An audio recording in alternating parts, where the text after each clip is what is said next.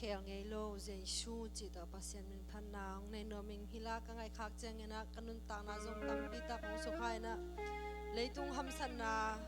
khawun sia khawun te nak pitang ki khel chang ena imon pen ni bel pen te na ngon zong ki khel the na hi na a hyang na ki khel the lo Jesu om lam hila ya thak ina thak tam pi ta kong go na hi manina pasien min phan nang nei no ming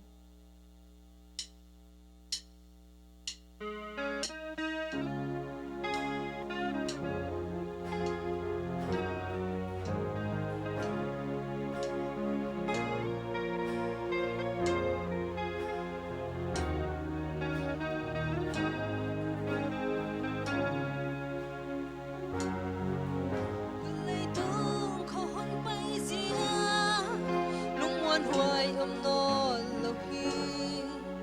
nan lệ xa cho xia la xia hong tâm xem hôn lên đi để hong bay chạy đi na hôn hồi giật đàn xia mình lung ngoan na tin dây su sung để công